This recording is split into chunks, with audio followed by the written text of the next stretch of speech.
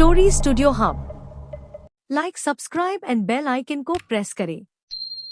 दिल्ली के सर्दियों के मौसम में जब कोहरा अपनी सफेद चादर ओढ़ लेता है, तब हर कोना, हर गली और हर सड़क किसी रहस्य का हिस्सा लगती है। इसी कोहरे में छिपा है एक अजीब और डरावना सच, जिसे लोग जानने से भी डरते हैं। लेकिन किसी को सच जानने की जरूरत थी, और यही जरूरत विनय को उस रात एक भयानक सफर पर ले गई। विनय एक पत्रकार था। एक दिन उसे अपने न्यूज चैनल से फोन आया। विनय, एक गांव है मंगरोल, सुना है वहां पिछले 2 हफ्तों में 5 लोग गायब हो गए हैं। पुलिस भी कुछ नहीं कर पा रही। कल सुबह तक मुझे तुम्हारी रिपोर्ट चाहिए।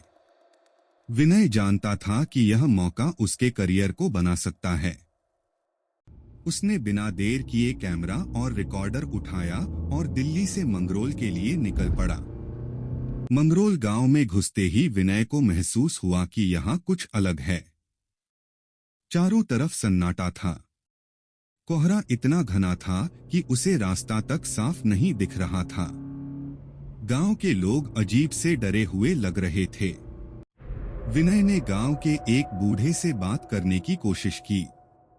वह डरते हुए बोला, बेटा, यहां से चले जाओ।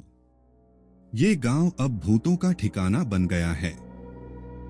रात के समय जो लोग बाहर निकलते हैं, वे वापस नहीं आते। विनय ने हंसते हुए कहा, चाचा, ये सब अफवाहें होंगी। मुझे सिर्फ सच्चाई पता करनी है। बूढ़ा गुस्से में बोला, सच जानना है तो रात को गांव के बाहर बने तालाब के पास जाना। लेकिन याद रखना, अगर तुम गए तो वापस नहीं आओगे। विनय को बूढ़े की बातों में डर से ज्यादा उत्सुकता महसूस हुई। उसने रात को तालाब के पास जाने का फैसला किया। वह अपने कैमरे और टॉर्च के साथ निकला। तालाब के पास पहुंचकर उसने देखा कि कोहरा वहां और भी घना था।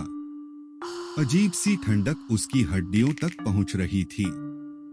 अचानक उसे ऐसा महसूस हुआ जैसे कोई उसे घूर रहा हो। विनय ने कैमरा चालू किया और चारों ओर देखने लगा। तभी उसे कोहरे में एक परछाई नजर आई। वह धीरे धीरे उसकी तरफ बढ़ रही थी। कौन है? कौन है वहां? विनय चिल्लाया, लेकिन कोई जवाब नहीं आया। परछाई अब और करीब आ गई थी। वह इंसानी आकार की थी, लेकिन चेहरा दिखाई नहीं दे रहा था। विनय ने टॉर्च से रोशनी डालने की कोशिश की, लेकिन वह आकृति रोशनी के बावजूद साफ नहीं हो रही थी। अचानक विनय एक चीख सुनी।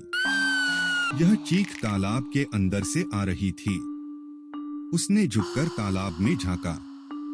तालाब का पानी धीरे धीरे काला हो रहा था।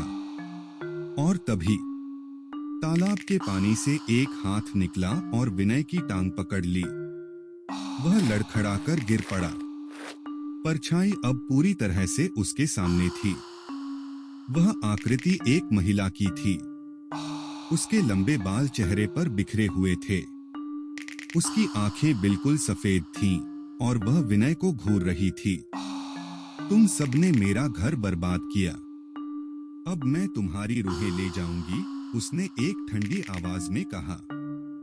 विनय ने भागने की कोशिश की, लेकिन उसके पैर जमीन में जैसे जम गए थे। कोहरा अब उसके चारों ओर लिपट रहा था। उसकी चीखें घने कोहरे में गुम हो गईं। अगले दिन गांव वालों को विनय का कैमरा तालाब के पास पड़ा मिला। कैमरे में जो आखिरी फुटेज थी, उसमें विनय चीख रहा था और कोहरे से घिरा हुआ था। कैमरे में वही महिला आकृति दिखाई दे रही थी, जो धीरे धीरे कैमरे की तरफ बढ़ रही थी। गांव वालों ने वह फुटेज देखकर तय कर लिया कि तालाब को बंद कर देना चाहिए। लेकिन तालाब बंद करने के बावजूद कोहरा गांव से नहीं गया। हर रात उस तालाब के पास से एक महिला की रोने की आवाज आती है। क्या अगली बार जब आप कोहरे में हो तो यह सोचेंगे कि वहां कोई आपको देख रहा है? अगर यह कहानी आपको अच्छी लगी तो हमें अभी सब्सक्राइब करें। अभी सब्सक्राइब करें ऐसे हॉरर स्टोरी हर फ्राइडे को सुनने के लिए।